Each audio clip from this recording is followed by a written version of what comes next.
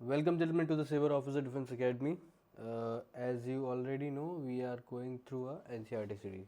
NCERT series कर रहे हैं हम सभी लोग, और NCERT series में हम क्या कर रहे हैं मेनली कि सारी चीज़ जो NCERTs हैं वो हम प्रॉपर बेसिक से तैयार कर रहे हैं। क्यों बिल्कुल ज़ीरो टू लाइन पढ़ रहे हैं, क्योंकि हमें अपना बेसिक मजबूत करना है।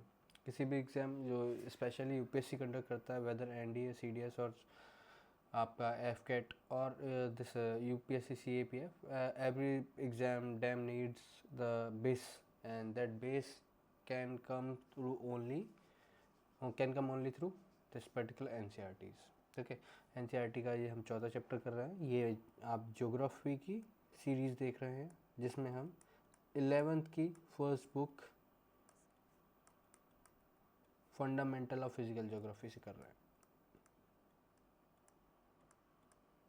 ओके, चलिए शुरू करते हैं। तो चैप्टर थर्ड में हमने पढ़ा था इंटीरियर ऑफ अर्थ। अब हम पढ़ेंगे distribution of ocean and continents, जिसमें हमने बात की थी कि भाई जो प्लेट्स हैं, ऐसे बार बार एक प्लेट करके वर्ड आ रहा था, टेक्टोनिक प्लेट करके वर्ड जो आ रहा था, उसके बारे में देखने वाले हैं। ठीक है, तो जैसे कि you have studied the interior of earth in the last chapter.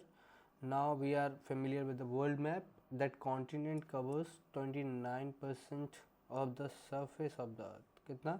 29%। And बाकी किसके reminder is under the oceanic waters.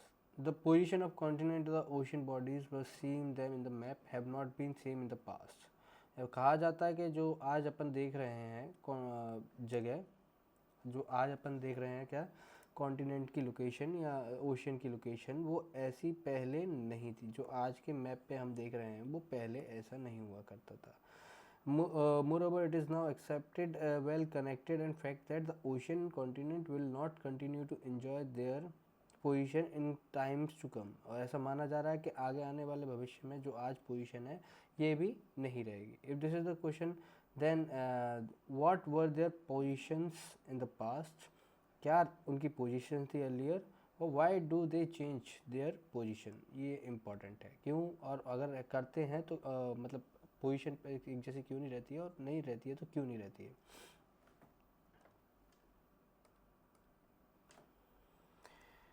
Even if it is true that continents and oceans have changed and are changing their positions, you may wonder as to how the scientists know this। अगर ऐसा हो भी रहा है तो बताओ भाई scientist को कैसे पता कि वो इस टाइम तो ह्यूमन रेस थी नहीं, ह्यूमन बींग्स ही नहीं थे, तो हाउ डू वी, तो उसके एविडेंस जो भी हैं, कैसे क्या अर्लियर पोजीशन थी, इन सब चीज़ों को समझने के जो तरीके हैं हम पूरा इसमें देखने वाले हैं। तो सबसे पहली जो इसकी इसको जो बोला जाता है, इसको बोला जाता है कॉन्टिनेंटल ड्रिफ्ट। क्या कहा जाता है? कॉन्टिनेंटल ड्रिफ्ट, कॉन्टिनेंट्स का ड्रिफ्ट करना, ठीक है, स्लाइड करना। Observe the shape of the coast line of Atlantic Ocean. जितने भी कोस्ट लाइन हैं अटलांटिक ओशन पर, उनको देखा जाए, North America, South America, Europe और अफ्रीका, तो ऐसा लगेगा कि ये दोनों, अपन दोनों को ऊपर से देखेंगे तो ऐसा लगेगा ये पहले एक ही हिस्सा हुआ करते थे, लेकिन बाद में क्या हो गए, टूट के अलग हुए हैं। तो अगर हम दोनों को वापस जोड़ दें तो एक पूरा पजल क्या हो जाएगा, सॉल्व हो जाएगा। तो यही सब बाकी many scientist thought the similarity as well and considered the possibility of two Americas, Europe and Africa to be once joined together. दोनों north and south America, Europe and Africa एक साथ हुआ करते थे। अगर हम रिकॉर्ड्स की बात करें तो हिस्ट्री ऑफ साइंस में ये पहली बार जो बात कही थी वो अब्राहम ऑर्टिलियस ने कहा था, अ Dutch map maker who first propose such a possibility, जिन्होंने सबसे पहले ये प्रॉपर्टी रखी थी 1596 में। देन अंटोनियो पेलेग्रिनी आए जिन्होंने मैप ड्रॉ किया, उसमें उन्होंने तीनों कॉन्टिनेंट्स को पहली बार क्या बताया, साथ में बताया। क्लियर?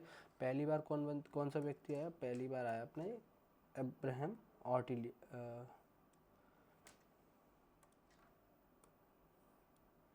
पहली बार कौन सा बंदा आया अपना? अब्राहम ऑर्टिलियस। इस व्यक्ति ने सबसे पहली चीज़ बताई कि पहली बार इसने कहा कि ऐसा हो सकता है, कब? 1596 में। देन आए अंटोनियो पेलेग्रिनी, जिन्होंने ऐसा पहली बार मैप तैयार किया जिसमें सारे कॉन्टिनेंट्स को एक साथ जोड़ा गया। Then after a very important person came up name Alfred Wegener. क्या नाम है? Alfred Wegener, a German meteorologist who put the forth a comprehensive argument in the continental drift, जिन्होंने सबसे रिमार्केबल और सबसे टू द पॉइंट अगर कह सकते हैं, क्या कहते हैं, टू द पॉइंट थ्योरी दी, तो वो किसने दी? अल्फ्रेड वेनर ने दी। उस थ्योरी को बोला गया कॉन्टिनेंटल ड्रिफ्ट थ्योरी। कब? 1912 में, जिसमें उन्होंने कहा कि भाई जो कॉन्टिनेंट्स हैं हमारे कंटिन्यूसली ड्रिफ्ट करते हैं। अब उनकी भी कुछ कमियां थी, लिमिटेशंस थी और चीज़ें थी, वो भी अपन देखते हैं, ठीक है। दिस वॉज रिगार्डिंग, किसके रिगार्डिंग दी थी उन्होंने ये वाली लाइन? This was regarding the distribution of the ocean and the continents, के ओशियन और कॉन्टिनेंट्स की पोजिशन के रिगार्डिंग था। According to the Wegener, we all the continents from a single continental mass and mega ocean surrounded the same। Banner के according जो continents थे वो सारे पहले एक मास, एक मेगा कॉन्टिनेंट हुआ करता था और एक मेगा ओशियन हुआ करता था। पूरा कॉन्टिनेंट एक था जिसको हम कॉन्टिनेंट मास कह सकते हैं, ठीक है, और उससे बाद एक पूरा ओशियन हुआ करता था, मेगा ओशियन हुआ करता था, ये अपन ने पहले ही बात कर चुके हैं अगले चैप्टर में, ठीक है। अब the super continent named Pangaea, उन्होंने सुपर कॉन्टिनेंट को, जो एक अकेला कॉन्टिनेंट था, मास कॉन्टिनेंट था, उसको नाम क्या दिया? पेंजिया। और जो मेगा ओशियन था, जो पूरा ओशियन एक था, उसको बोला गया पैंथालासा। क्या बोला गया? पैंथालासा। ऐसा बोलता है कि ये करीबन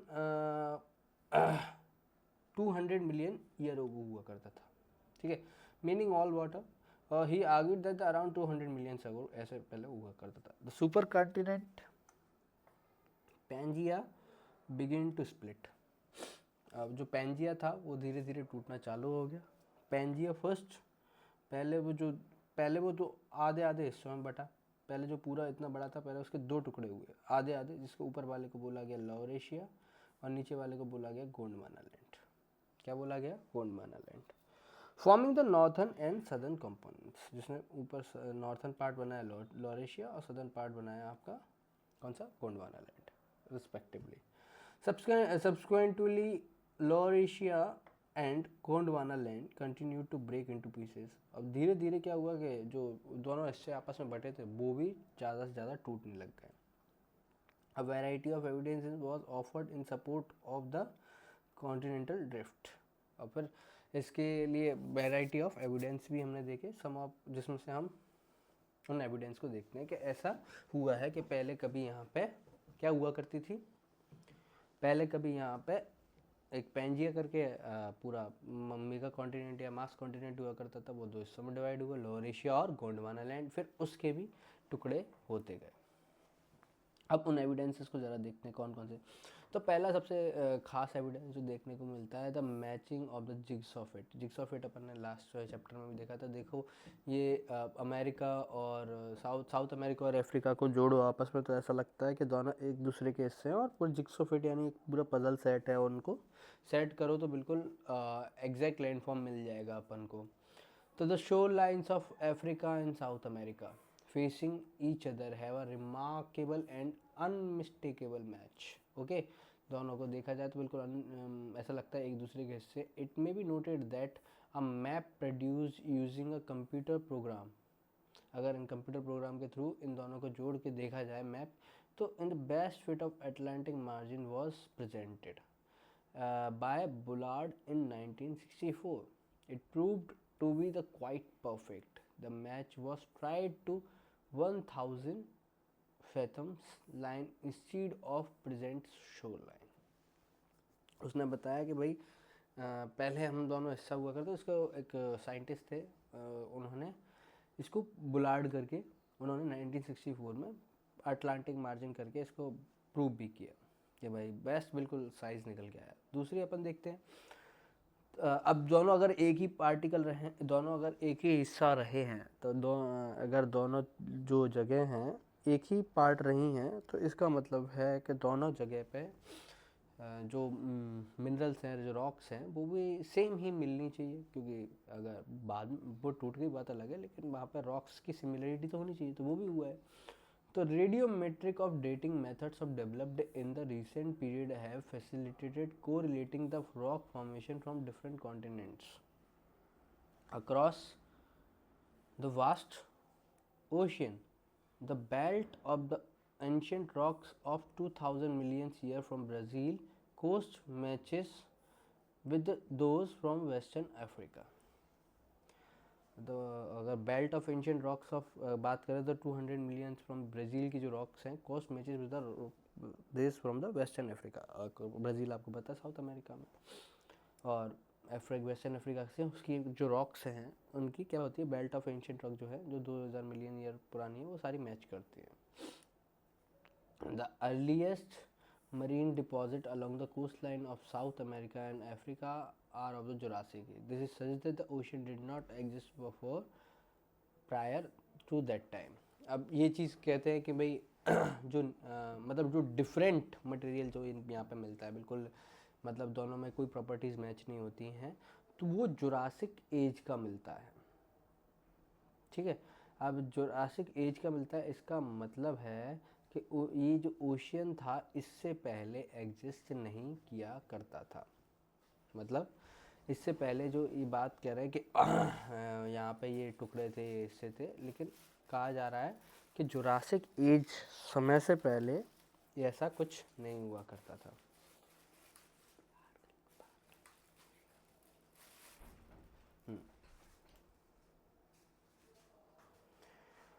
दूसरी चीज़ टिलाइट्स डिपॉजिट्स, ग्लेशियल डिपॉजिट्स इन्हें कहते हैं, वो टिलाइट्स होते हैं. लैंड फॉर्म्स में आएंगे जब पढ़ेंगे इनके बारे में, लेकिन अभी देखते हैं इनका सबूत क्या है. It is the sedimentary rock formed out of deposits of glaciers. जो ग्लेशियर्स अपने साथ डिपॉजिट्स लेके आते थे उससे जो रॉक बनती है उसे टिलाइट बोलते हैं. The Gondwana system of sediments from India is known to have its counter parts in 6 different land masses of the southern hemisphere. At the base, the system has thick tillite indicating extensive and prolonged glaciation. जब हम बात करते हैं कि गोंडवाना एक land हुआ करता था, मतलब सदर्न जो पार्ट है वो पूरा एक गोंडवाना लैंड के नाम से जाना जाता था, जिसमें इंडिया भी एग्जिस्ट करता था. अब उसके कहते हैं कि 6 डिफरेंट टुकड़े हुए, और 6 डिफरेंट टुकड़े हुए एट द बेस, और उसका हमें सबूत कैसे मिलता है कि भाई जितने भी वो 6 टुकड़े हुए उन 6 टुकड़ों पे हमें लगभग same part of rock type मिलता है और same type of sedimentary rock मिलता है. The succession are found in Africa, Falkland Island, Madagascar, Antarctica and Australia. Overall the resemblance of Gondwana type sediments clearly demonstrate that these land masses had remarkably similar histories. The glacial tillates provides unambiguous evidence of paleoclimate and also of drifting of continents. ये clearly अपन को दिख रहा है कि भाई जो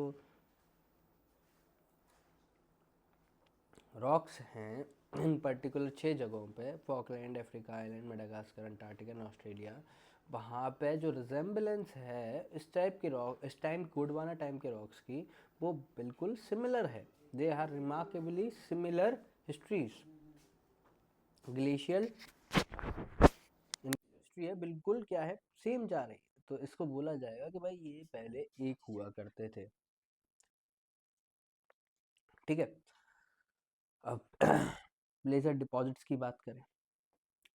The occurrence of rich placer deposits of gold in Ghana coast, absolute absence of source rock in the region is an amazing fact. The gold-bearing veins are way in Brazil, as it is obvious that the gold deposits of the Ghana are derived from the Brazil plateau when the two continents lay side by side.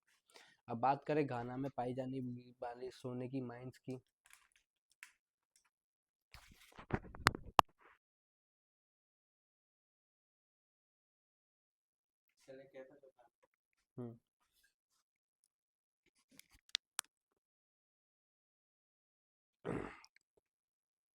Distribution of fossils, तो अपन ऊपर वाली बात कर रहे थे कि deposits की, तो भाई जो अपन को वो मिली है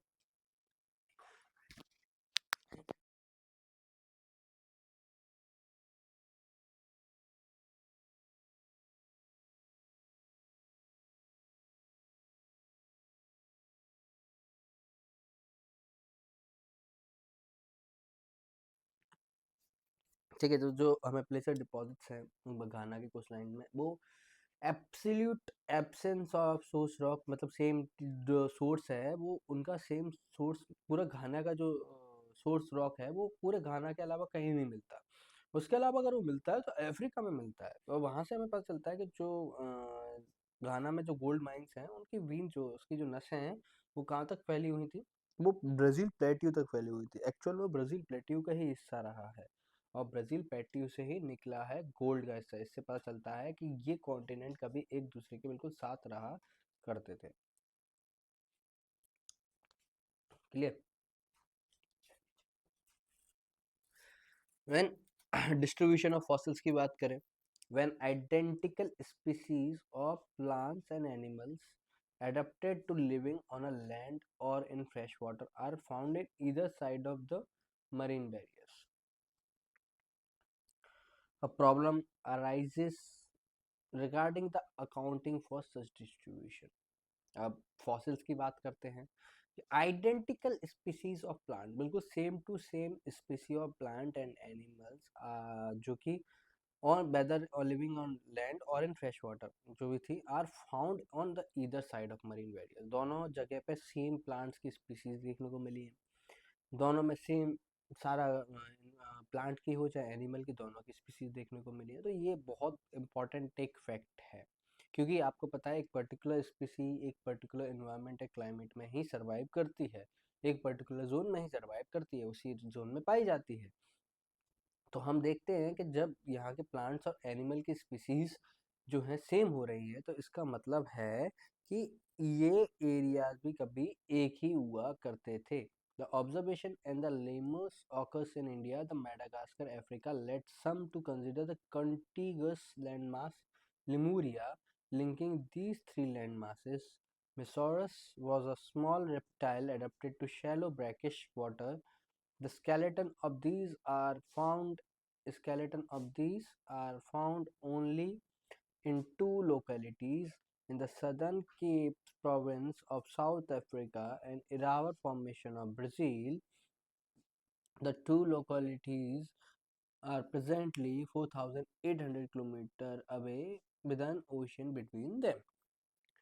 तो से बोलते हैं कि पर्टिकुलरली पहले हम एक लिमूर ऑकर्स इन इंडिया, जो एक लिमूस थे वो इंडिया और मेडागास्कर और अफ्रीका में पाए जाते हैं। मतलब कि उन लिमूरिया जो linking these three land masses,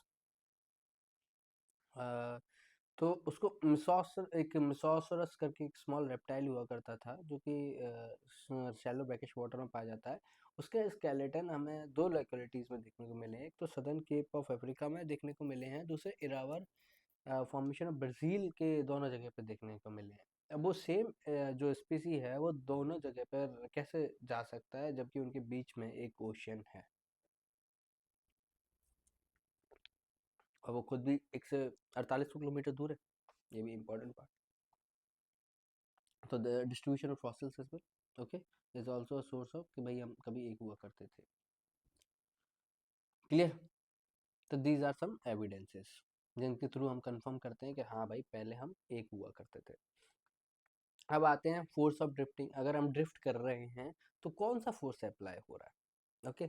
अब ये चीज़ को वैगनर ने कहा कि भाई हम देखो, अभी तक वैनर ने अल्फ्रेड वैनर ने ये बात तो कह दी कि हम मूव कर रहे हैं, हमने मान ली, और उसके उन्होंने हमें एग्जैक्ट एविडेंसेस भी दिखा दिए, तो अभी हमने मान लिया चलो हाँ मूव कर रहा है। अब इस पर कौन सा फोर्स काम कर रहा है, ये बहुत इंपॉर्टेंट बात थी। तो वेनर ने जो सजेस्ट किया that the movement responsible for the drifting of the continent was caused by the pole fleeing force of the and the tidal force. The polar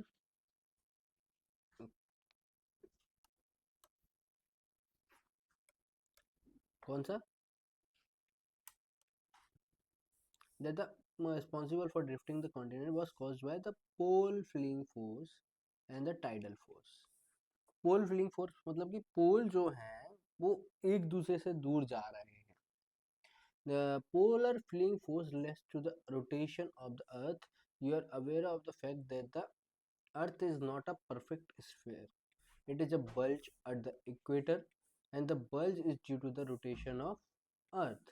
The second force that was suggested by the Venner, the tidal force, is due to the attraction of the moon and the sun that develops the tide in the oceanic water. Weiner believed that these forces would become effective when applied over millions of years. ठीक है, most of the scholars considered this as a forces totally inadequate.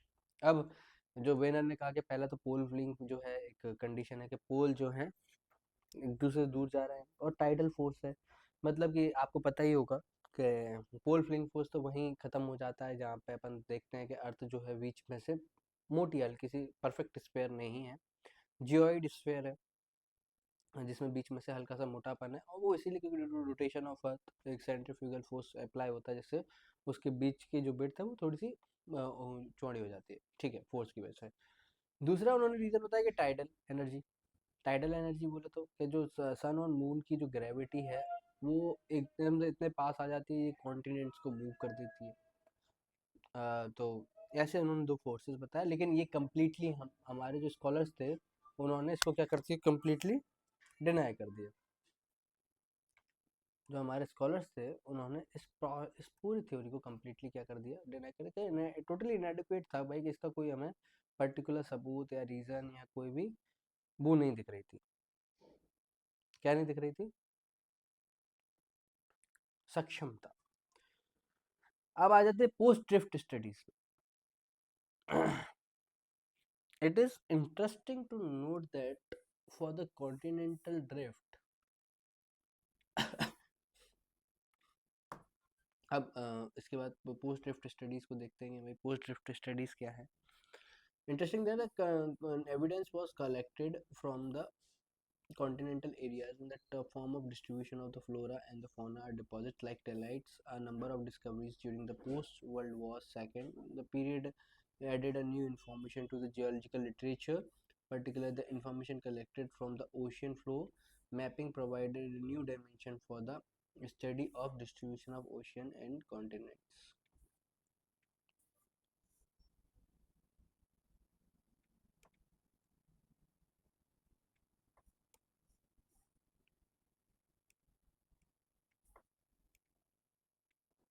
ठीक है, post drift stories की बात करेंगे तो अब हमने मस्त डिफरेंट डिफरेंट एविडेंसेस जोड़ना चालू किए, देखे और मिले भी कब, वर्ल्ड वॉर सेकेंड के बाद से, काय के कॉन्टिनेंटल ड्रिफ्ट के, क्योंकि एक पर्टिकुलर टाइम तक के जो सोर्सेस हैं वो सिमिलर है। जब हमने देखे distribution of flora and fauna को समझना स्टार्ट किया, टेलाइट्स को जानना स्टार्ट किया, तो हमने अलग अलग डिस्कवरीज देखी जिसमें हमें अलग अलग इंफॉर्मेशन ऐड हुई, और बहुत डिफरेंट डिफरेंट थ्योरीज जनरेट हुई कि भाई क्या हो सकता है क्या नहीं हो सकता है। ऐसे ही एक थ्योरीज में से एक है convectional current theory. Convectional current theory क्या है? आर्थुम होम्स करके एक बंदे थे, उन्होंने 1930 में ये डिस्कस किया, the possibility of the convection current operating in the mental portion. ये थोड़ी सी लॉजिकल बात थी कि जो भाई मेंटल है, आपको पता है लोअर मेंटल में जो फ्लूइड लाइक मटेरियल है, जब अर्थ रोटेट करेगी तो वो फ्लूइड लाइक मटेरियल भी रोटेट करेगा, और जो अपन ने वॉल्केनो में देखा भी था। अब जो फ्लूइड लाइक मटेरियल रोटेट कर रहा है तो फ्लूइड लाइक मटेरियल के ऊपर रखी जो रॉक्स हैं जो कि फ्लोट कर रही हैं और जो कि उनमें क्रैक्स है, तो उनमें भी थोड़ा थोड़ा मूवमेंट होगा। अब उनकी मूवमेंट की वजह से हमें पता है कि कॉलिजन होता है, इसमें हमें कन्वर्जेंस देखने को मिलता है, डाइवर्जेंस देखने को मिलता है, ट्रांसफॉर्मेशन देखने को मिलता है, मल्टीपल चीज़ें देखने को मिलती हैं। These currents are generated due to radioactive elements causing thermal differences in the mantle portion.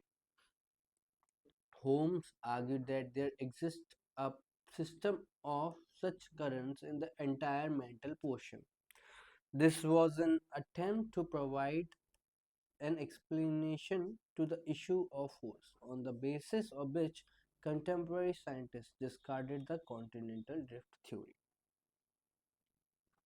ठीक है, तो इसका इसी थ्योरी पे अपन ने डिसाइड किया कि भाई मैंने वही वाली बात की जो कि elements generated due to the radioactive element causing thermal differences in mantle portion. Holmes argued that there is exist of system of such currents.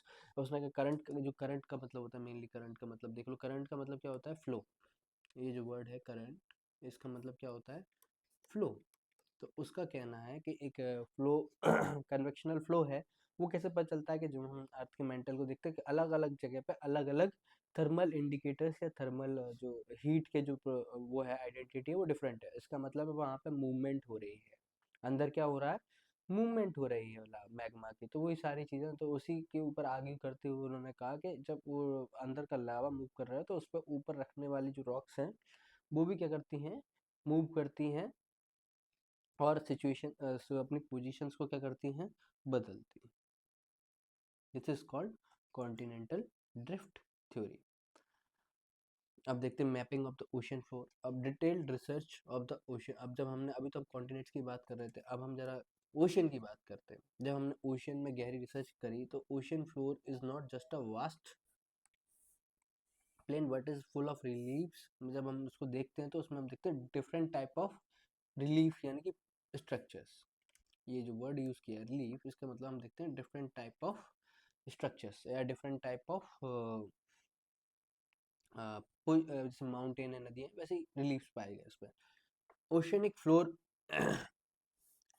जब हम ओशन फ्लोर को हमने कब एक्सपेडिशन किया है इस पर, जब हम कब ऑलमोस्ट वर्ल्ड वॉर सेकंड के बाद, पोस्ट वर्ल्ड वॉर सेकंड के बाद हमने इसमें बहुत डिटेल में देखा और ओशन फ्लोर जानने की कोशिश की, जिसमें हमको वेरियस चीज़ें देखने को मिली, जिसमें हमको देखने को मिले submerged mountain ranges as well as deep trenches mostly located closer to the continental margins. Mid-oceanic ridges are found to be the most active in terms of volcanic eruptions. The dating of the rocks from the oceanic crust revealed the fact that they are much younger than the continental areas. Rocks on either side of the crest of oceanic ridges and having equidistant location from the crest were found to have a remarkable similarity both in terms of their constant and their age. जब हमने समुद्र के अंदर 12 world war second के बाद जांच पड़ताल चालू की तो हमने क्या देखे, सबमर्ज्ड माउंटेन रेंजेस कि समुद्र के अंदर भी माउंटेन है, समुद्र के अंदर खाई है, समुद्र के अंदर ये सारी मिड ओशियनिक रिजेस हैं जो कि मोस्टली कहाँ पे हैं, कहाँ पे नज़र आते हैं, हाईएस्ट टू हाईएस्ट जहाँ पे हम प्लेट्स की बात करते हैं, जहाँ पे हम सोचते हैं कि यहाँ पे टेक्टोनिक प्लेट या जो मार्जिन्स है कॉन्टिनेंटल मार्जिन्स हैं वहाँ पे उसके क्लोजेस्ट टू क्लोजेस्ट पार्ट पे हम क्या देखते हैं कि डीप ट्रेंचेस देखते हैं, माउंटेन रेंजेस देखते हैं, फिर बीच ओशियन में हम रिजेस भी देखते हैं जो कि पूरे वॉल्केनिक इरप्शन से भरा पड़ा है। उसके बाद जब अपन इन रॉक्स की फाइंडिंग करते हैं यहाँ के आसपास की तो देखते हैं कि दे आर मच यंगर। सारी जो रॉक्स हैं वो अभी कॉन्टिनेंट की रॉक से काफ़ी ज़्यादा यंग हैं। और रॉक और बाकी और इधर साइड ऑफ ओशियनिक रिजेस की बात करें जो कि इक्वी डिस्टेंस पे है लोकल फ्रॉम इक्वी डिस्टेंस कहाँ से, क्रेस्ट की लोकेशन से, तो उनमें सिमिलैरिटी जो है काफ़ी ज़्यादा सेम देखने को मिलती है। तो इससे भी ये जो थ्योरी है थोड़ी सी कंफर्म होती है। कौन सी, कॉन्टिनेंटल ड्रिफ्ट थ्योरी का कौन सा पार्ट, कन्वेक्शनल करंट थ्योरी। अब जब हम ओशियन की बात कर रहे हैं, जब ओशियन फ्लोर को मैप कर रहे थे तो हमें ये सारी चीज़ें देखने को मिली, तो उसी में हम अब ओशियन फ्लोर को जान भी लेते हैं कि सर कैसे जो रिलीफ्स की आप बात कर रहे हो, कौन से रिलीफ्स की बात कर रहे हो, कौन सी जगहों की बात कर रहे हो, तो उन जगहों की बात कर लेते हैं। तो ओशियनिक फ्लोर कॉन्फ़िगरेशंस की बात करें तो ओशियन फ्लोर कुछ हमें जो नीचे ये डायग्राम है कुछ ऐसा नज़र आएगा। क्लियर, चलो पढ़ते हैं फिर इसको डिसाइफर करते हैं। In section we shall note a few things related to the ocean floor configuration that help us in understanding the distribution of continents and the ocean. You will study the details of the ocean floor relief in chapter 12. अब ocean floor के जो जितने भी relief पाए जाते हैं, जितने भी स्ट्रक्चर पाए जाते हैं वो हमें चैप्टर 12 में पढ़ने को मिलेंगे, लेकिन डिटेल में अभी अपन मेजरली इसको, इसके जो मेजर डिवीजन है, 3 major division based on the depth as well as the form of reliefs, उनको थोड़ा सा देख लेते हैं। These divisions are continental margin, deep sea basin and mid oceanic ridges. ठीक है, तो जो सबसे ऊपर जो वाला पार्ट होता है, जो बीच के बाद जो पार्ट होता है उसे बोलते हैं हम कॉन्टिनेंटल शेल्फ, इसको बोलते हैं हम कॉन्टिनेंटल स्लोप, और इसको बोलते हैं हम अबिसल प्लेन। जो मतलब ये वाला जो ऐसा एरिया आ रहा है इसको बोलते हैं हम कॉन्टिनेंटल शेल्फ। क्या बोलेंगे, कॉन्टिनेंटल शेल्फ। उसके बाद ये जो पार्ट है जो उठ रहा है हल्का सा पूरा गहराई में जाने के बाद एक हल्का सा राइज देखने को मिलेगा, that is called continental slope. And this is the ending point, the last floor of the bay, मतलब उसका ट्रेंचेस है, लेकिन this floor is known as oceanic base, ocean basin और अबिसल प्लेन भी कहते हैं। और इसके अंदर अपन को ट्रेंचेस भी देखने को मिलेंगे, माउंटेन्स देखने को मिलेंगे, रिजेस देखने को मिलेंगे। These are what are continental margin, अपन कॉन्टिनेंटल मार्जिन वर्ड यूज कर रहे हैं तो बार बार, तो this transition between continental shore and deep sea basin, जहाँ पे क्या हो, कॉन्टिनेंटल शोर जो है ख़त्म हो और डीप सी बेसिन चालू हो, तो उनके बीच का जो ट्रांजिशन पॉइंट होता है जहाँ से वो चालू होता है, सी खत्म होता है, ओशन चालू होता है और कॉन्टिनेंट खत्म होता है, that is called continental margins. They include continental self, continental slope and continental rise. इसमें क्या क्या मिलेगा अपन को, कॉन्टिनेंटल सेल्फ देखने को मिलेगा, कॉन्टिनेंटल स्लोप देखने को मिलेगा, कॉन्टिनेंटल राइज देखने को मिलेगा, उसके बाद डीप ओशन ट्रेंचेस देखने को मिलेंगी। ठीक है, उस पर्टिकुलर कॉन्टिनेंटल मार्जिन की बात, मैंने बोला कॉन्टिनेंटल मार्जिन यानी कि मैं कहूँ कैसे समझो, देखो एक बार बात करते हैं। तो ये आपका कॉन्टिनेंट है और यहाँ से ये ट्रांजिशन चालू हुआ क्योंकि यहाँ से आपका क्या शुरू हो गया, समुद्र चालू हो गया। तो यहाँ से आपका जो लैंड मास है पहले पहले हल्का हल्का नीचे जाएगा, ठीक है, फिर एकदम से इतना नीचे चला जाएगा, फिर हल्का सा फिर राइज होगा, फिर डेप्थ आ जाएगी।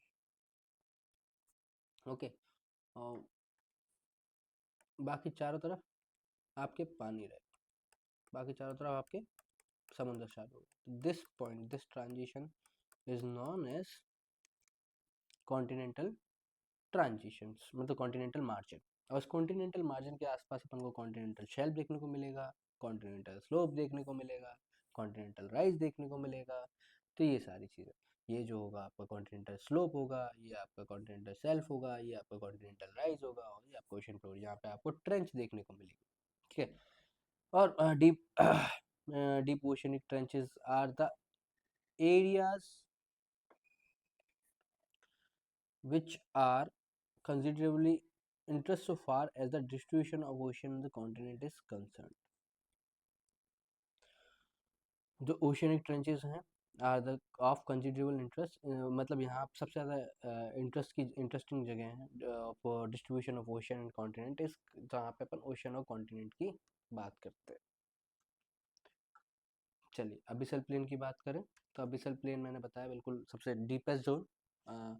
तो डीपेस्ट जोन बोले तो these are the extensive plain lie, बिल्कुल लास्ट एरिया समुद्र का बिल्कुल surface, continental margins and the mid oceanic ridges, the abyssal plains are the areas where the continental sediments that move beyond the margins get deposited। जो कहाँ से sediment निकले हुए, continental margin पे जो सेडिमेंट्स निकलते हैं वो मूव करते करते जहाँ पे लास्ट में सेटल हो जाते हैं बिल्कुल नीचे, जो आखिरी फ्लोर जहाँ पे वो जाके रुक जाते हैं, दैट इज कॉल्ड अबिसल प्लेन। उसके बाद उनमें कोई मूवमेंट्स नहीं होता। Clear,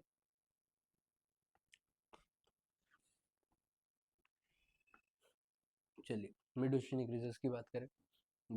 This forms an interconnected chain of mountain system within the ocean.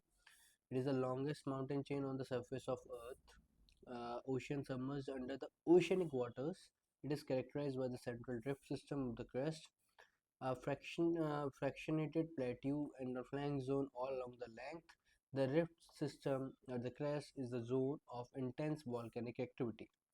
And this, ये जो इंटर इसकी बात करें ओशियनिक रीजस की, तो ओशियनिक रीजस क्या है, समुद्र के अंदर एक पूरी की पूरी माउंटेन चेन है। क्या है, एक पूरी की पूरी माउंटेन चेन है। ओके, जो कि ओशियनिक वाटर पूरी डूबी हुई है किसके अंदर, पानी के अंदर।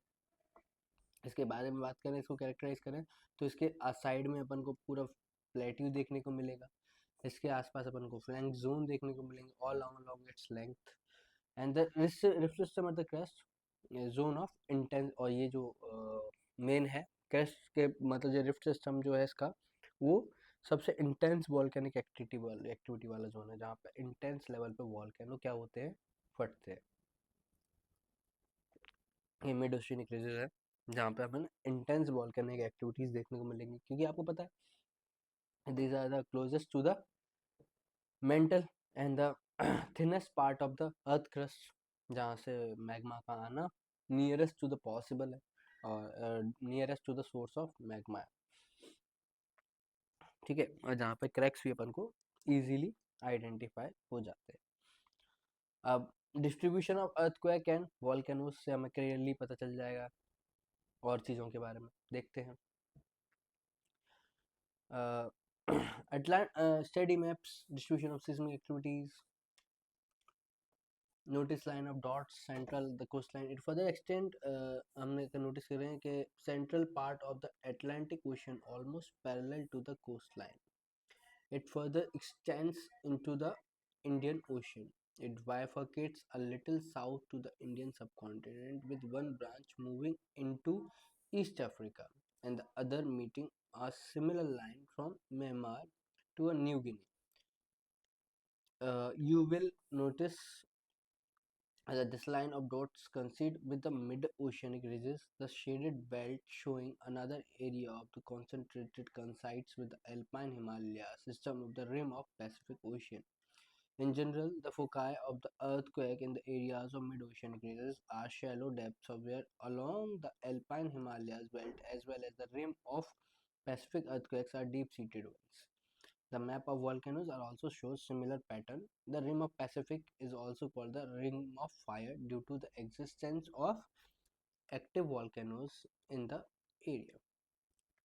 तो इसमें बात करें डिस्ट्रीब्यूशन ऑफ अर्थक्वेक की और वॉल्केनोज की, तो हम देखेंगे कि जो फोकाई है अर्थक्वेक का वो अल्पाइन हिमालयन बेल्ट इन रीजन्स पे अपन को कैसा देखने को, हिमालयन रीजन्स में डीपेस्ट देखने को मिलेगा, बल्कि in general mid oceanic regions में ये काफ़ी शैलो यानी कि काफ़ी ऊपर दिखाई देखने को मिलता है।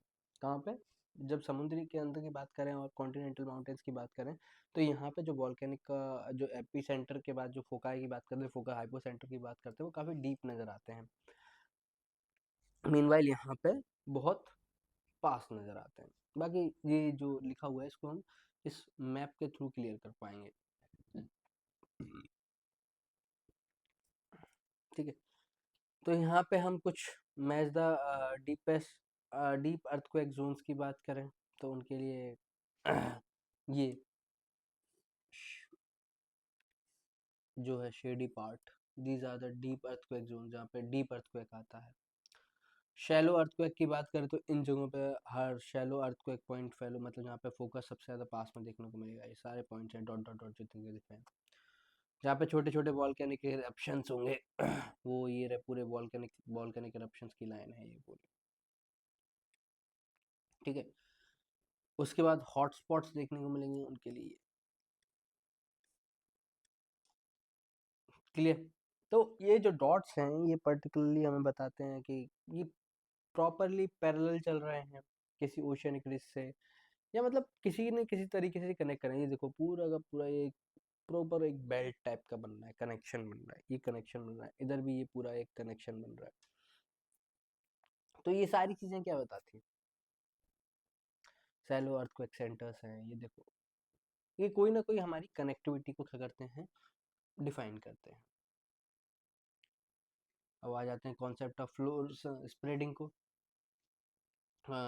जैसे कि अपन ने पोस्ट ड्रिफ्ट स्टडीज़ पढ़ी थी आफ्टर कॉन्टिनेंटल ड्रिफ्ट की, जो आपको उसके बाद जो डेवलपमेंट हुए तो उसके बाद जो जो हमें मिली है।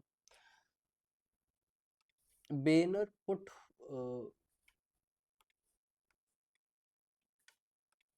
Banner put forth this concept of continental drift, particularly the mapping of the ocean floor and the paleomagnetic studies of rocks from the oceanic ridges, जिसमें हमको मल्टीपल चीज़ें रिवील होती हैं। पहली चीज़, it was realise that all along the mid oceanic region the volcanic eruptions are common and they bring huge amounts of lava to the surface of the sea. ये पहली चीज़ देखने को मिली कि जो अपन को इन जगहों पे जो जहाँ पे कॉन्टिनेंटल ड्रिफ्ट या फिर अपन को देखने का जहाँ पे अपन प्लेट्स की बात करते हैं तो एक पर्टिकुलर जगह है एक ओशियनिक रीजन के आसपास ही हमें highest level of volcanic eruption देखने को मिलेगा। वहाँ पे वॉल्केनिक एरप्शन बहुत कॉमन रहेगा और जिनकी वजह से ओशन फ्लोर पे बहुत लार्ज अमाउंट में मैग्मा इकट्ठा होता है।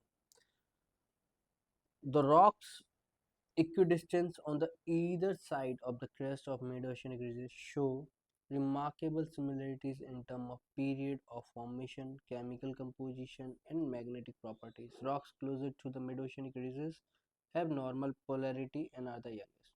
जो अपन मिड ओशियनिक रिज की बात कर रहे हैं यहाँ पे सारे वॉल्केनो मिलते हैं अपन को, वो उसके आसपास की बात करें, उससे थोड़े दोनों इधर साइड की बात करें, इस साइड और उस साइड, दोनों अपोजिट साइड्स पे थोड़ी डिस्टेंस पे जाके बात करें, तो जो सिमिलरिटी ऑफ रॉक्स है वो बहुत सिमिलर है, बहुत ज़्यादा रिमार्केबल है वहाँ पे। चाहे केमिकल कंपोजिशन की बात करो, मैग्नेटिक प्रॉपर्टीज़ की बात करो, फॉर्मेशन की बात करो, बिल्कुल सिमिलर है।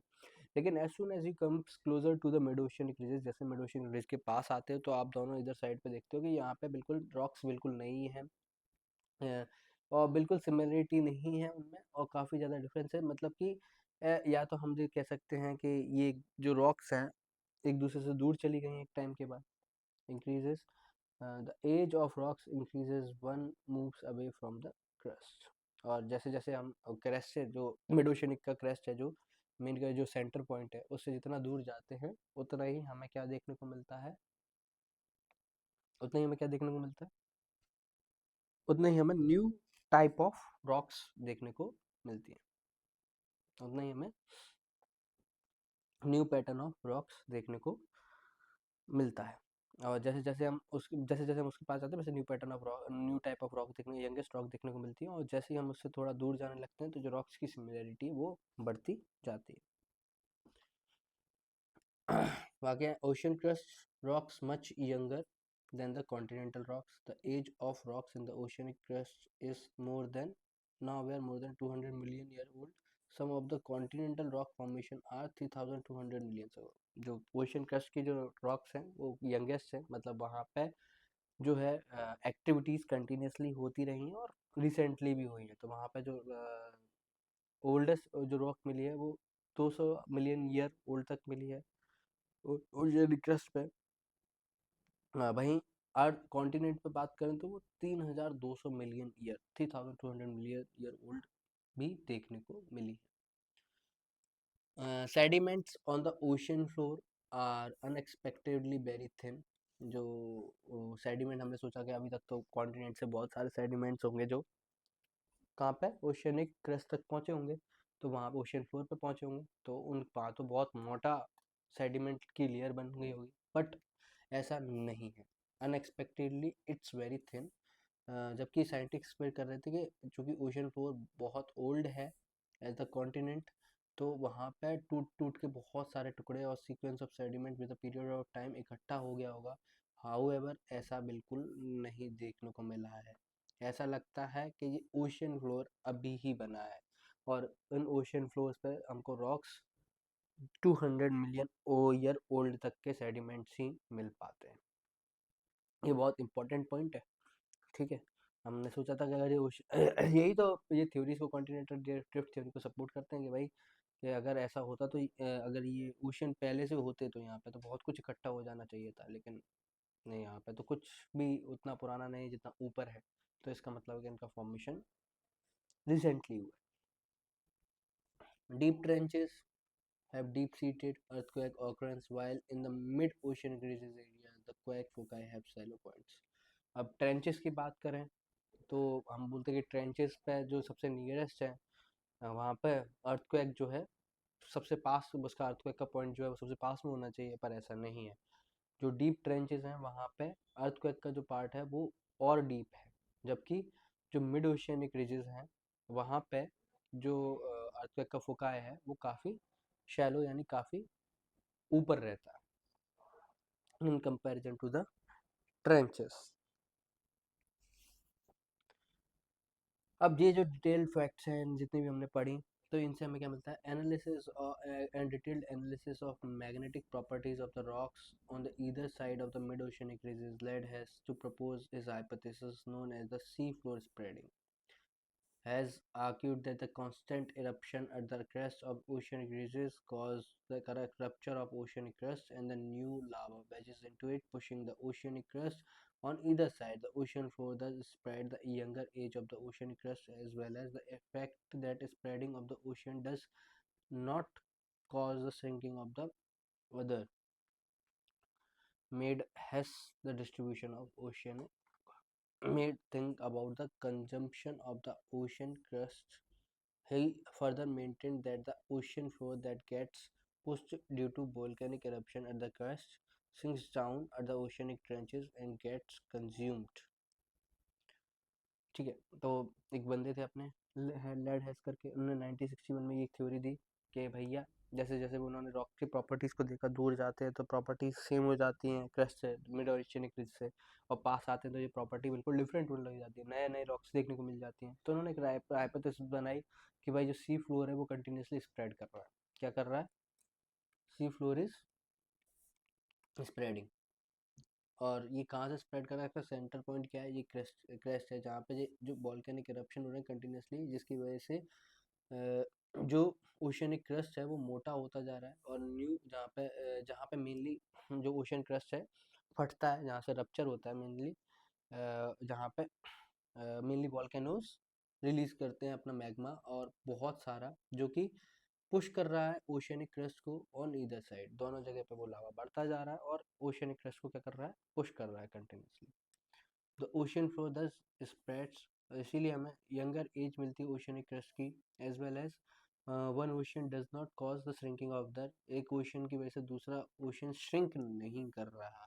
अगर ये बढ़ रहा होता तो दूसरा घटना चाहिए, लेकिन ऐसा नहीं हो रहा है। सिर्फ जो ओशियन अपने आप में ही बढ़ रहा है वो अपने आप में ही बढ़ रहा है। क्लियर? तो इसका और फिर वो कहते हैं कि जब एक बढ़ रहा है तो ये मतलब दूसरा घटना चाहिए, पर ऐसा नहीं होता है। तो उसके लिए उन्होंने कहा है कि जो ओशियनिक क्रस्ट है वो गेट पुश, जो वोल्केनिक इरप्शन है उसमें से काफ़ी पार्ट सिंक हो जाता है, जो कि पुराना पार्ट जो है श्रिंक हो जाता है ओशियनिक ट्रेंचेस के तौर पे, sink down at the oceanic crust trenches and get consumed. जो पुराना पार्ट है वो ओशियनिक ट्रेंचेस में सिंक हो जाता है और कंज्यूम हो जाता है। तो स्प्रेड भी कर रहा है और कम भी हो रहा है, मतलब कि ख़त्म भी हो जाता है वो एक टाइम के बाद। ख़त्म कहाँ हो जाता है? ओशियनिक ट्रेंच पे, जहाँ पे उसको जो भी मटेरियल है वो कंज्यूम हो जाता है। यहाँ पे ये मान लो कि उनका कहना है कि यहाँ पे जो है ये स्प्रेड करता है, ये स्प्रेड कर रहा है मिड ओशियनिक रीजन ये पूरी, ठीक है। और यहाँ पे ये क्या होता है, ये ट्रेंचेस पे क्या हो जाता है? कंज्यूम हो जाता है। यहाँ पे ये क्या हो जाता है? कंज्यूम हो जाता है। इसीलिए हम देखते हैं एक ओशियन की वजह से दूसरा ओशियन क्या नहीं कर रहा है, एक ओशियन बढ़ने की वजह से दूसरा ओशियन नहीं घट रहा है। ठीक है। ये डाइवर्जेंट प्लेट बाउंड्री है, ये कन्वर्जेंट प्लेट बाउंड्री है, जहाँ पे अपन को वॉल्केनोज देखने को मिलते हैं और जहाँ पे रिज देखने को मिलती है वो कन्वर्जेंट प्लेट बाउंड्री है। तो ये तो अपन, अब ये प्लेट्स की बात आ गई। अब इसको समझना और आसान हो जाएगा, क्योंकि अब हम बात करेंगे प्लेट टेक्टोनिक्स की। ये बार बार ये सर हम मेन इसकी डीप थ्योरी पे आते हैं। अब अपन ने कॉन्टिनेंटल ड्रिफ्ट थ्योरी देखी, स्प्रेडिंग ऑफ ओशियन फ्लोर देखा। तो अब इस चीज़ को थोड़ा और क्लियरली देखते हैं। जब sea concept of sea floor spreading, जब कॉन्सेप्ट ऑफ किसका,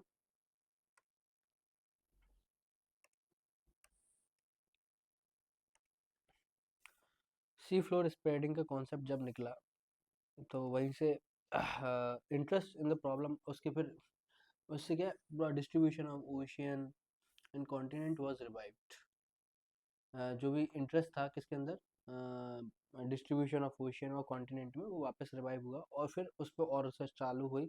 और 67 बात हुई जब मैकेंजी एंड पाकर करके दो लोग थे, एंड ऑल्सो मॉर्गन, एक और तीन बंदे थे, independently collected the available ideas and came out with another concept termed plate tectonic. अब वेनर की जो थ्योरी थी कॉन्टिनेंटल ड्रिफ्ट, उसके बाद जो लेडीज की जो थ्योरी थी सी फ्लोर स्प्रेडिंग, इन सबको इकट्ठा किया गया। फिर एक तीन लोग थे, मॉर्गन एंड ऑल, उन्होंने तीनों लोगों ने मिलके एक थ्योरी पुट की जिसको नाम दिया प्लेट टेक्टोनिक। उन्होंने नया कॉन्सेप्ट लेके आया प्लेट टेक्टोनिक। ये बड़ा ही एक्यूरेट कॉन्सेप्ट था।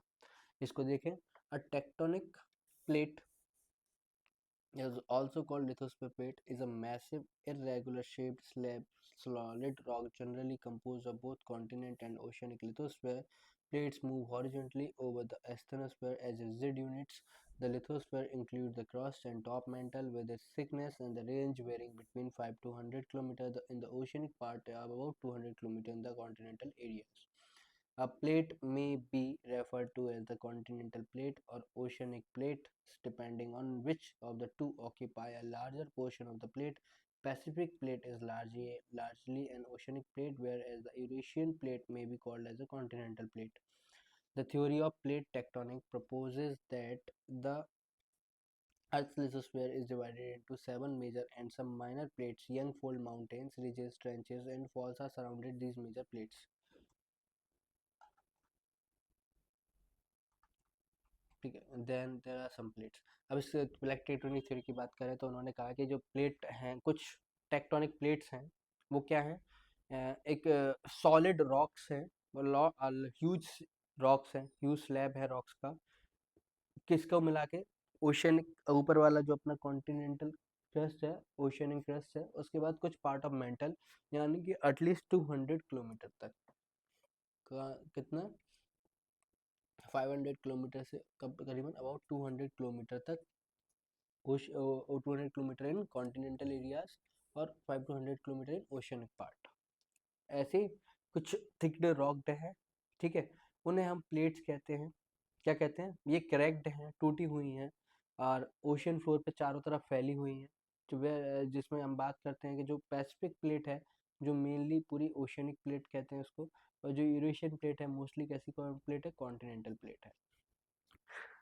तो theory of plate tectonic proposes that the lithosphere is divided into seven major. अब जो थ्योरी ऑफ प्लेट टेक्टोनिक है वो कहती है कि जो अर्थ का लिथोस्फेयर है वो सेवन मेजर प्लेट्स और कुछ माइनर प्लेट्स में टूटा हुआ है. सेवन मेजर प्लेट और कुछ माइनर प्लेट्स में टूटा हुआ है, और इन प्लेट्स के आसपास ही आपको young fold mountains, ridges, trenches, faults, ये सब कुछ नजर आएगा. ठीक है, मेजर प्लेट्स की बात करें तो मेजर प्लेट्स के कुछ नाम दिए हुए हैं, जिसमें से अंटार्कटिका प्लेट है, नॉर्थ अमेरिकन प्लेट है, साउथ अमेरिकन प्लेट है, पैसिफिक प्लेट है, इंडो ऑस्ट्रेलिया न्यूजीलैंड प्लेट है, अफ्रीकन प्लेट है, यूरेशियन प्लेट है. उसके बाद कुछ माइनर की हैं तो कोको प्लेट है, नास्का है, अरेबियन है, फिलीपींस है. These are some minor plates. और कैरोलिन प्लेट्स हैं. टोटल लगभग अभी तक बोलते हैं कि एटलीस्ट 17 प्लेट्स हैं, जो अलग अलग एरियाज में अलग अलग जगह पे फैली हुई. दिस इज पैसिफिक प्लेट जो पूरी ओशियनिक बोलते हैं. उसके अलावा ये पूरी यूरेशियन प्लेट है, यहाँ तक ये पूरी कॉन्टिनेंटल प्लेट जिसे कहते हैं, ये अफ्रीकन प्लेट है, ये साउथ अमेरिकन है, अरेबियन है, ये इंडो ऑस्ट्रेलियन प्लेट है, फिलीपींस है, ये आपको कोकोस प्लेट है, नास्का है, कैरेबियन है. तो there are North American plate है, साउथ अमेरिकन प्लेट है, अंटार्कटिका प्लेट है. तो there are different almost 17 pieces, 17 plates हैं जो फैली हुई हैं, जिनकी ये सारे क्रैक्स हैं. यहाँ पे इन सब के क्रैक्स हैं, ये जहाँ पे अपन ये लाइनें देख रहे हैं ये पूरी क्या है, क्रैक्स. यहाँ से ये अलग हो जाती हैं, डिफरेंट डिफरेंट प्लेट्स हैं. क्लियर. तो और इन्हीं जगहों पे हमें सबसे ज़्यादा seismic activities, volcanoes, earthquake, faults, ridges, सब कुछ देखने को मिलता है, माउंटेन्स एंड. तो वही वो कहते हैं कि these plates have been constantly moving over the globe throughout the history of the earth. और ये जो प्लेट्स हैं कंटिन्यूसली क्या कर रही हैं, मूव कर रही हैं. It is not the continent that move, ये कॉन्टिनेंट नहीं है, जो कि किसने कहा था, वेनर ने कहा था, कॉन्टिनेंट मूव नहीं करते हैं. Continents are the part of this plates. अब कॉन्टिनेंट चूंकि इन प्लेट्स का पार्ट है. Moreover it may be noted that all the plates without exception have moved in the geological past. और ये बहुत लंबे समय से ये प्लेट जो है मूव कर रही है, और ये आगे भी करती रहेंगी. तो यहाँ पे जहाँ पे बेनर ने सोचा था कि all had thought of the all the continent to have initially existed the super continent in the form of Pangaea, लेकिन लेटर डिस्कवरीज में रिलीज हुआ कि continental mass resting on the plates have been wandering all through the geological period. जो plates हैं वो पूरे कई सालों से, जब से बना है तब से ये क्या कर रही हैं, मूव कर रही हैं इधर से उधर, कभी एक दूसरे के ऊपर, कभी एक दूसरे के नीचे. तो Pangaea was a result of converging of different continental masses. अब जो पेंजिया जो बना था वो एक्चुअल में इसलिए नहीं बना था कि वो कॉन्टिनेंट्स एक साथ हुए थे. ये हुआ था कि जो मेनली सारे प्लेट्स थी वो एक दूसरे में क्या कर गई थी, कन्वर्ज कर गई थी. तो उसकी वजह से हमें पेंजिया का फॉर्मेशन दिखा. लेकिन जैसे जैसे अर्थ रोटेट करता है तो ये जो प्लेट्स हैं एक दूसरे से दूर जाती हैं, और दूर जाती हैं तो ये कॉन्टिनेंट्स भी दूर जाते हैं. Were the part of non part of one और अदर प्लेट्स. भाई scientists using the paleomagnetic data have determined the position held by each of the present continental landmass in different geological periods. The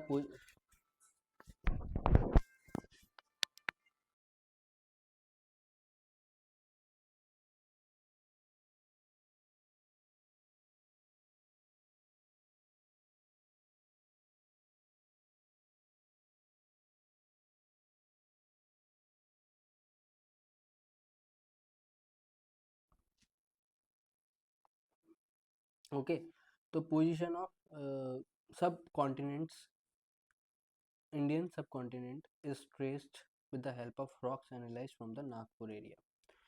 तो Indian सब continent के बारे में जो mostly peninsular India है stressed with the help of rocks, जो Nagpur area के वहाँ से पता चला। तो इन सारी चीज़ों को अपन ने एक जगह जब एक सेटअप में रखते हैं तो हमें बहुत सारी चीज़ें देखने को मिलती हैं कि हमें डाइवर्जेंट बाउंड्रीज देखने को मिलती हैं जहाँ पे crust is generated as the plates pull away from each other.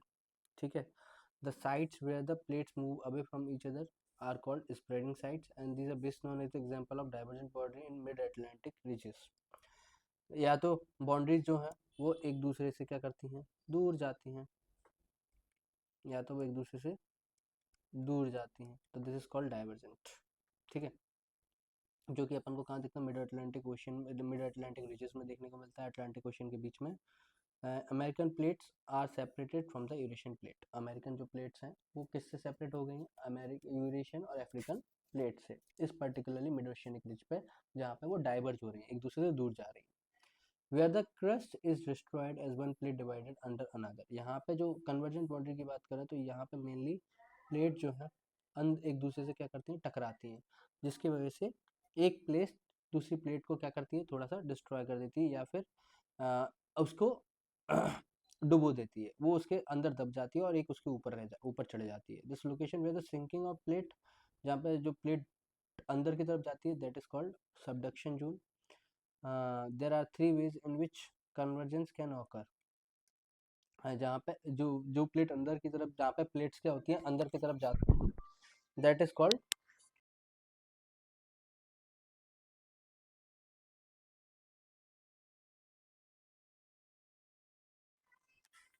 तो that is called subduction zone. And between and these are between an oceanic and continental plate, between two oceanic plates and between two continental plates। Convergent boundaries की बात करें जैसे कहाँ पे, plate divided under another. तो convergent boundary में मैंने क्या बताया कि जो प्लेट्स हैं वो आपस में क्या कर रही हैं, टकरा रही हैं, कन्वर्ज हो रही हैं, और कन्वर्जेंस की वजह से वो क्या हो रही हैं, डिस्ट्रॉय हो रहे हैं। क्या हो रही हैं, डिस्ट्रॉय हो रहे हैं। क्लियर, क्या हो रही हैं, डिस्ट्रॉय हो रही हैं।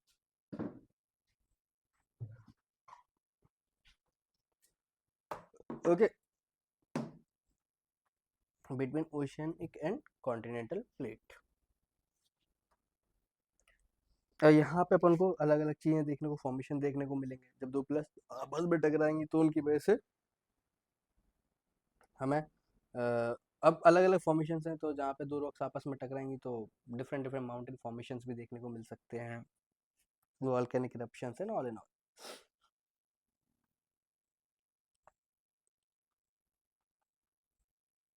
दूसरा होता है ट्रांसफॉर्म बाउंड्री, जहाँ पे हम देख रहे थे कि या तो वो एक दूसरे से दूर जा रही हैं या एक दूसरे के पास आ रही हैं, वहीं पे हम देखें कि वो ऐसे मूव करें, एक alongside each other, then where the crust is neither produced nor destroyed, जहाँ पे ना crust प्रोड्यूस हो रहा है ना डिस्ट्रॉय हो रहा है, हॉरिजॉन्टली पास ईच अदर, एक दूसरे के आसपास से गुजर जाते हैं, that is called transform faults are the planes of the separation generally perpendicular to the mid oceanic ridges. ये अपन को मिड ओशियनिक रीजस के परपेंडिकुलर में ज़्यादातर देखने को मिलते हैं। As the eruption do not take all along the entire crest at the same time। चूँकि यहाँ पे ऑल टाइम पे हमें eruptions कंटिन्यूसली नहीं देखने को मिलते, there are the differential movement of portion of the plates away from the axis of the earth, also the rotation of the earth has its effects on the separated blocks of the plate portions। Clear, जो plates already क्या हो चुकी हैं, टूटी हुई हैं, वो उन पे भी एक फोर्स एग्जिस्ट करता है, तो this happens due to that. Okay, rate of plate movement की टाइमिंग और रेट ऑफ प्लेट मूवमेंट की बात करें तो strips of normal and reverse magnetic field that parallel the mid oceanic ridges help the scientist determine the rate of plate movement.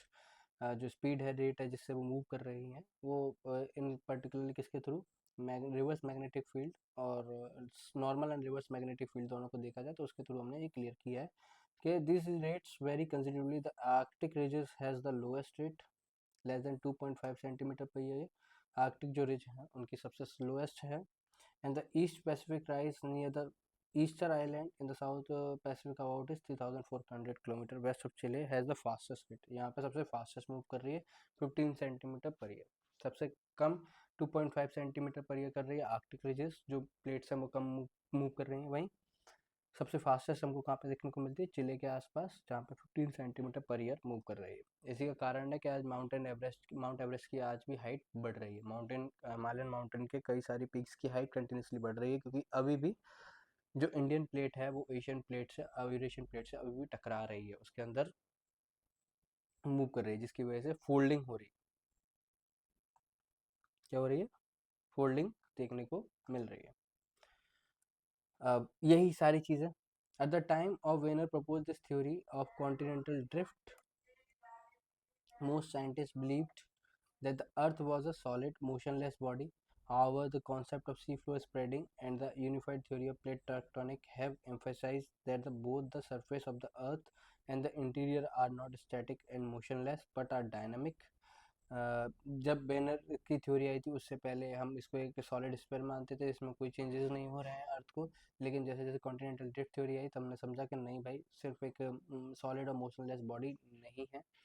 फिर उसके बाद सी floor spreading और प्लेट टेक्टोनिक थ्योरी के बाद इसमें और एनहेंसमेंट हुए, डेवलपमेंट हुए इस प्लेट मूवमेंट्स के, और इन सब चीज़ों में the fact that plate moves is now accepted fact. अब जो प्लेट टेक्टोनिक और मूवमेंट वाला है, अब ये एक्सेप्ट कर लिया गया है कि हाँ भाई, प्लेट्स जो हैं वो मूव कर रही हैं।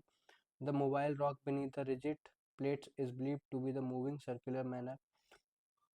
जो मेन रिजिड प्लेट के नीचे जो मोबाइल रॉक्स हैं, जो प्लेट्स हैं, मतलब ऊपर तो पूरा कॉन्टिनेंट जो है, अपर क्रस्ट कैसा है, continental crust and oceanic crust है, वो तो बिल्कुल रिजिड है। लेकिन उसके नीचे जो मोबाइल रॉक हैं जो कंटिन्यूसली मूव कर रही हैं, वो कैसे मूव कर रही हैं? वो सर्कुलर मैनर में मूव कर रही हैं। The heater material rises to the surface, the spreads and begins to cool and then sinks back into the deeper depths. This cycle is repeated over and over to generate what scientists call a convectional cell or convective flow. Heat within the earth comes from two main sources: radioactive decay and residual heat. ठीक है। The heated जो material rise to जो surface पे आते हैं, spread होते हैं और उसके बाद ठंडे हो जाते हैं, वो वापस सिंक क्या कर जाते हैं इनटू द डीपर डेप्थ। ये कंटिन्यूसली होता जा रहा है। This cycle is repeated, continuously repeat हो रही है, और it is happening due to the convectional. किसकी वजह से हो रहा है?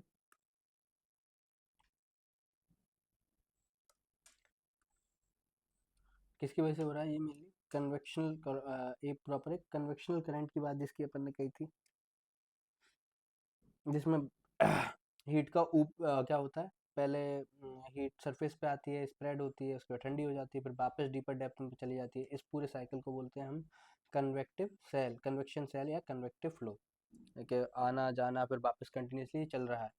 तो इसकी वजह से heat with in the earth comes from the main to, और जो जिस हीट है, जो लावा है, जो आ रही जो हीट है, उसका मेनली आने का कारण क्या है, मतलब अंदर के जो हीट है वो हीट मेंटेन कैसे है? या तो जो अंदर जो रेडिएक्टिव मटेरियल्स हैं उनका कंटिन्यूसली क्या हो रहा है, डिके हो रहा है। This is the can be the main reason. And दूसरा रेजिडुअल हीट, जो काफ़ी लंबे समय से अर्थ के अंदर क्या है, कैद है, वो हीट भी इसका एक रिस्पॉन्सिबल रीजन है। आर्थर होम्स पहले इंसान थे जिन्होंने ये आइडिया दिया था 1930 में, विच को लेटर इन्फ्लुएंस, जिसमें बाद में हैरी हेस ने और इम्प्रूव किया। सी फ्लोर स्प्रेडिंग के साथ the slow movement of hot and soften metal that lies below the rigid plate is driving the force behind the plate movement. तो फाइनली जो फोर्स की हम बात कर रहे हैं, जिस फोर्स की वजह से ये सारी चीज़ें हो रही हैं, वो कन्वेक्शनल फोर्स है, जो कि उन प्लेट्स पे कंटिन्यूसली लग रहा है। वो प्लेट्स कैसी हैं? सॉफ्टन्ड मेंटल, जो कि सॉफ्ट है, जो सॉफ्ट बिल्कुल मेंटल है, जो कंटिन्यूसली मूव कर रहा है, इधर उधर से घूम रहा है। That lies below the rigid plate is driving the force with in the plate movement, और वही प्लेट मूवमेंट के लिए रिस्पॉन्सिबल है। जो सॉफ्टन्ड मेंटल है beneath the beneath the rigid crust, rigid plates, जो सॉफ्ट एंड मेंटल है, जब वो मूव करता है अर्थ के रोटेशन की वजह से, उसके ऊपर रखी हुई प्लेट्स भी इसीलिए मूव करती हैं। This is the driving force, this is the driving force behind the plate movement. Which one is the driving force? This one, the softened mantle that lies below the rigid plate. उसका slow movement, the slow movement of, ठीक है, this. That's how ये सारी theories को जो अपन ने connect किया. देखो वेनर का अपना रोल है कॉन्टिनेंटल ड्रिफ्ट थ्योरी का, क्योंकि अगर वो नहीं होता तो उससे पहले तो हम क्या मान रहे थे, अर्थ को एक सॉलिड और immovable. The Indian plates include peninsula. अब इंडियन प्लेट की बात करें तो इंडियन प्लेट का अपना आइडिया देखते हैं. अब प्लेट थ्योरी तो अपन समझ ही लिए. अब in movement of Indian plate को देखते हैं. इंडियन ऑस्ट्रेलियन प्लेट है कॉन्टिनेंटल पोर्शन.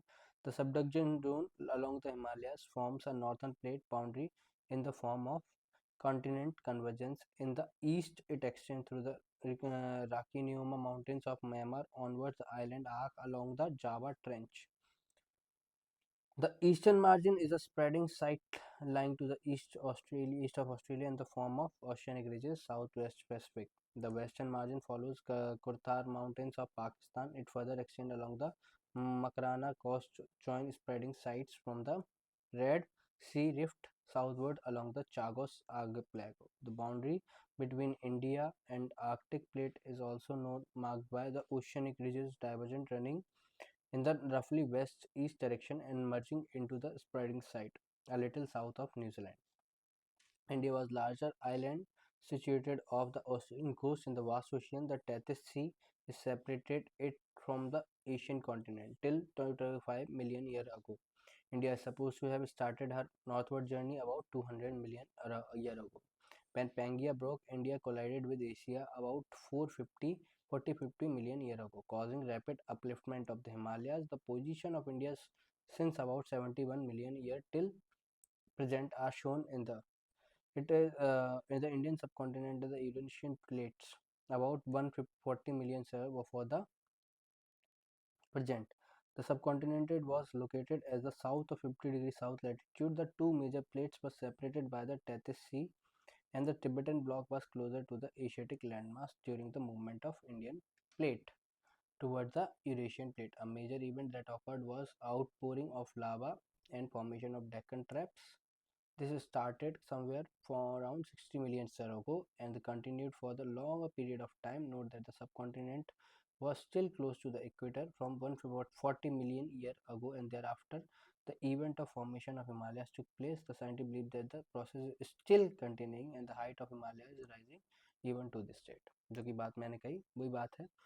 अब इंडिया के बेस में इंडिया के टाइप में थोड़ा सा चीज़ देखें तो पहले अर्ली इंडिया की पोजीशन यहाँ कहीं हुआ करती थी इक्वेटर के जस्ट नीचे, इक्वेटर के नीचे बहुत नीचे कहीं किसके आसपास, आर्कटिक ओशियन से जुड़े हुई. फिर ये कंटिन्यूसली मूव कर रहा है. 71 मिलियन ईयर की बात कर रहे हैं.